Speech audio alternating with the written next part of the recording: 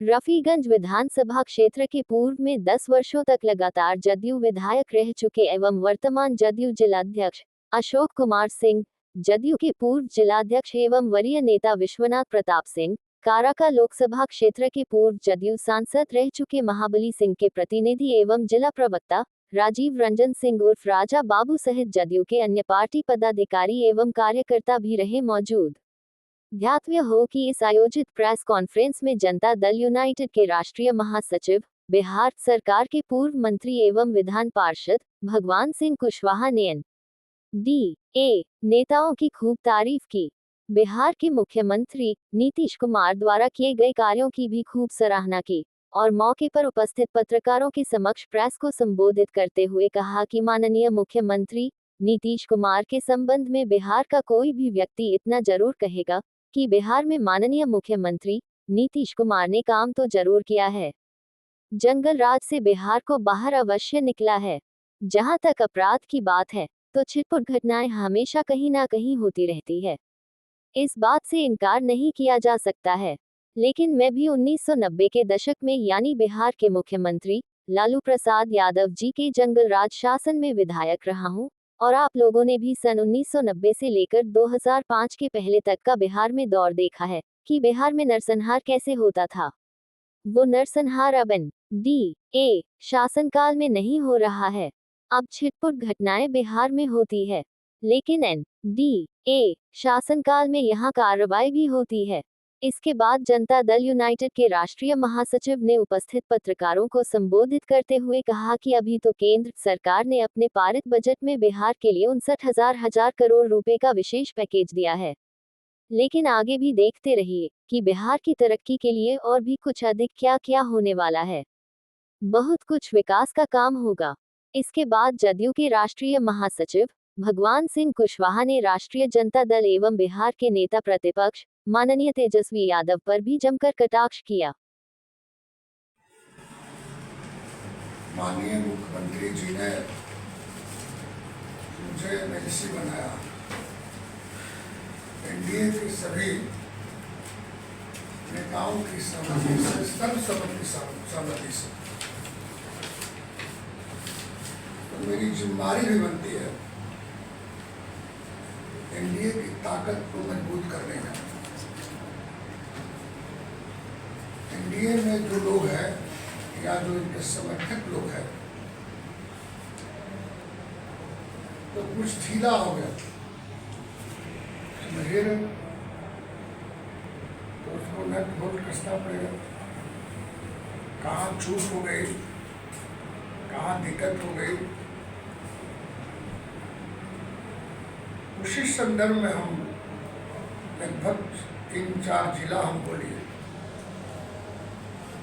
कल पलामू जाएंगे एक कार्यक्रम में, हैदराबाद से रात्रि विश्राम करेंगे और फिर गया मुलाकात से 2 जगह, फिर आगे भी बढ़ते जाए। राज्य के 38 जिला है, 38 जिला में हमको अक्टूबर के पहले एक राउंड करना है, उसके बाद फिर अपना काम में लगना। मूल मकसद है ये कि आपके चैनल के माध्यम से देश के माननीय प्रधानमंत्री और संपूर्ण एनडीए के नेता माननीय जो हम लोग के प्रधानमंत्री जी हैं नरेंद्र मोदी जी, उनको धन्यवाद दूंगा। बिहार की आर्थिक पिछड़ेपन को उन्होंने ध्यान में रखते हुए बिहार के लिए विशेष पैकेज की व्यवस्था किया है 59,000 करोड़। और 59,000 करोड़ विशेष पैकेज है, बल्कि 45% जो मेरा एनडीए बजट में मेरा हिस्सा है कर है, उसके अतिरिक्त है ये। कई जगह लोग बता रहे थे कि उसी में सब चल जाएगा। नहीं, केंद्रीय कर में जो हर स्टेट का हिस्सा होता है मेरा 45% से ज़्यादा है। उसके अतिरिक्त प्रधानमंत्री जी ने कृषि के क्षेत्र में, बिजली के क्षेत्र में, बाढ़ के क्षेत्र में, शिक्षा के क्षेत्र में उन्होंने विशेष पैकेज की व्यवस्था किया। मैं दल के राष्ट्रीय जनरल सेक्रेटरी होने के नाते, महासचिव होने के नाते, मैं दल की तरफ से मैं उनको बधाई देता हूँ। माननीय मुख्यमंत्री जी के आग्रह को उन्होंने स्वीकारा। 14 करोड़ जनता की यह फैसला लिया। बिहार सरकार ने भी अपनी अनुपूरक बजट पेश किया 24-25 का, लेखा अनुदान 4 महीना का। तो हम लोगों ने लिखा भी 47,512.11 करोड़, इतना का मेरा बजट है बिहार का। 47,512.11 करोड़ का बजट है। 4 महीना का बजट है। अभी संपूर्ण बजट आगे आएगा।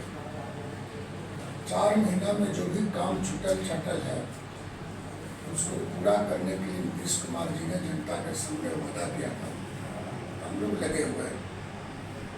तो दोनों यदि बजट को मिला दीजिएगा तो मैं समझता हूँ विकास की रफ्तार तेज हो जाएगा।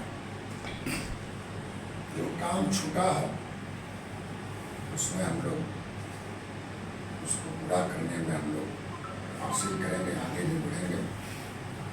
सभी क्षेत्रों में काम हो रहा।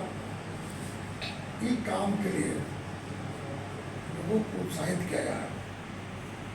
दूसरी बात, विपक्ष बेवजह कोई मुद्दा नहीं। 7 दिन हाउस चला विधानसभा विधान परिषद, लेकिन आप लोग के माध्यम से हम विपक्ष के नेता हैं माननीय तेजस्वी यादव जी पूरी सदन से गायब है। जनता आपको भेजी है, राघोपुर के लोग इनको भेजा था। विपक्ष के नेता और विपक्ष के नेता भी और सदन का नेता भी जनता के प्रतिनिधि होता है। विपक्ष सवाल उठाता है और उसका जवाब सरकार देती है, लेकिन पूरे सदन से गायब।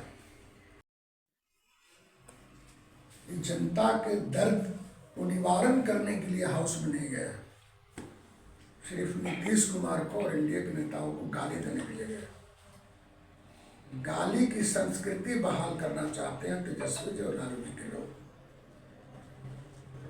काम करना है तो सदन में रहना चाहिए था।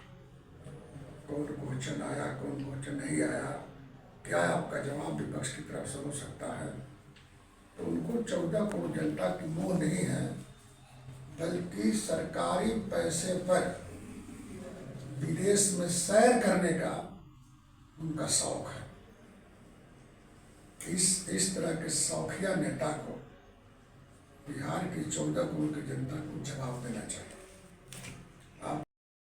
हम जो चाहते थे वो अब बोले कि 90 से अभी विधायक रहे थे। लालू जी का भी शासन 15 साल देखे थे। वो अभी देखो, मैं तो नहीं देखा। आप नीतीश जी का 20 सालों का शासन देख रहे हैं। 5 वर्ष का शासन 2005 से 10 और 10 के बाद 20 साल के शासन देख के 18-19 साल कहा जा नजर रहा है। नहीं आ रहा आपको? नहीं नजर आ रहा है, लेकिन सवाल तो है। नजर आ रहा है। तुम अपने शौक के लिए जी रहे हो, जनता की हिफाजत के लिए नहीं जी रहे हो, तुम अपने लिए जी रहे हो। मेरा आरोप है और मेरी बात को जवाब विपक्ष के लोगों को देना चाहिए। दूसरी बात, ये लोग अनर्गल कई प्रकार के आरोप लगाते हैं नरेंद्र मोदी जी पर, चोरी का, भ्रष्टाचार का। हम आप लोगों के कलम के माध्यम से जानना चाहते हैं विपक्ष के नेताओं से कि एनडीए गठबंधन में, जो इंडिया गठबंधन है, उसके जितने शीर्ष नेता भ्रष्टाचार के मामले में दागी है। कांग्रेस पार्टी है, लालू जी की पार्टी है, शरद पवार जी का है, बगल में झारखंड है। उनके मुख्यमंत्री के बगले में अभी तुरंत जेल के फाटक टूट गया, अब बोल रहे थे कि हम छूट गया। तो भ्रष्टाचार में अकंठ लोग डूबे हुए हैं। लेकिन एनडीए में जो नेता है, चाहे माननीय नरेंद्र मोदी जी हो, माननीय नीतीश कुमार जी हो, माननीय उपेंद्र कुशवाहा जी हो, या माननीय चिराग पासवान जी हो, या माननीय जीतन मांझी जी हो, भ्रष्टाचार के मामले में 107 भी नहीं है लोग पर। कुछ लोग तो 4 सीटेड है इंडिया गठबंधन, लेकिन आरोप लोग लगाते हैं। इसलिए आरोप लगाने का कोई मतलब नहीं है। झूठ साच बोलने के लोग आदि हो गए। हम लोग काम करते हैं और काम पर विश्वास है। और अभी जो चल रहे हैं उसमें क्या अंतर है? प्रतिदिन अपराध हो रहे हैं, हत्या हो रहा है। एक भी जनसंहार बताइए, अपहरण की घटना। अरे 14 करोड़ जहाँ आबादी है, एक आध एक घटनाएं हो रही है, लेकिन मेरी हुकूमत में मर्डर होता है, गिरफ्तारी भी होती है। उस करना ये मूल मकसद है एनडीए का। हम तो सभी वर्कर को भी बताए कि गाली के जवाब गाली से मत दीजिए, और यदि पैर में कीचड़ लगा है तो उसकी सफाई कीचड़ से मत कीजिए, पानी से कीजिए। रोड पर खड़ा हो जाइएगा, नीतीश कुमार को एक भी आदमी नहीं मिलेगा कि गंदा आदमी है। सब लोग बोलेगा कि कुछ आदमी ने काम किया। कहाँ था बिहार? हम तो 90 में भी MLA थे। लालू जी की पूरी हुकूमत हम देखे MLA थे। थाने में एक रजिस्टर कागज नहीं रहता था, अस्पताल में डॉक्टर नहीं रहते थे, स्कूल का भवन नहीं था। हम लोगों ने बहुत कुछ परिवर्तन किया। नीतीश कुमार जी ने वहाँ से खींच करके 14 करोड़ जनता के हित में उन्होंने बहुत सारा काम किया। हाँ, लेकिन हम इतने से संतुष्ट नहीं हैं। पूरे बिहार में 46,000 गाँव हैं और 1,25,000 टोला। 46,000 गाँवों को सड़कों से जोड़ दिया गया। स्टेट हाईवे को 4 लेन बना दिया गया और 1,25,000 टोला में 85% टोले सड़कों से जुड़ा हुआ। 150 आबादी पर एक प्राथमिक विद्यालय खुला गया और बिहार में 8,500 पंचायत हैं। सभी पंचायत में लड़का लड़की अपने पंचायत में 10+2 पढ़ जाए आगे तक। इसके लिए हम लोग 8,500 पंचायतों में 10+2 विद्यालय खुला। मास्टरों की भी नियुक्ति हो रही है, हालांकि अनुपात कुछ कम है, आगे हो रहा। रोजगार के क्षेत्र में हम लोगों ने बोला था कि भाई 10 लाख लोगों को रोजगार दिया जाएगा, उसकी पहल शुरू है। और जो नौजवान है, किसान है, उसके लिए व्यवस्था हो रही है। गरीब है, नीतीश कुमार जी का संकल्प है कि नौजवान का हाथ खाली नहीं रहेगा, किसान का खेत खाली नहीं रहेगा और गरीब का पेट खाली नहीं रहेगा। काम हो रहा है, गरीबों की व्यवस्था हो रही है, नौजवानों का मुख्यमंत्री उनकी योजना की बात हो रही है। पढ़ने वाले किसान हैं, उनके लिए यदि पढ़ने में दिक्कत है, इंजीनियरिंग करना हो, मशीनिंग करना है, तो शिक्षकों का क्रेडिट पढ़ाई के लिए दिया जा रहा है बैंक से लोन। ये सब हो रहा, लेकिन हम इनमें से निर्भर नहीं है। हम चाहते हैं और आगे बढ़े। नीतीश कुमार की जो रफ्तार है विकास का, उस विकास में बिहार भारत सरकार का जो शेयर है, जो पैकेज है, विकास में मील का पत्थर शामिल होगा। इसी के लिए मैंने प्रधानमंत्री को बधाई दिया। 53,000 करोड़ मिला है, 59,000 लगभग वही। तो क्या अब जदयू का जो स्टेटस राज्य का दर्जा था, जो मांग थी केंद्र सरकार से, वो मांग समाप्त हो गई है? बड़ा मांग उस वक्त भी था जब झारखंड और बिहार एक में था, उसमें सीटें पहले के अंदर।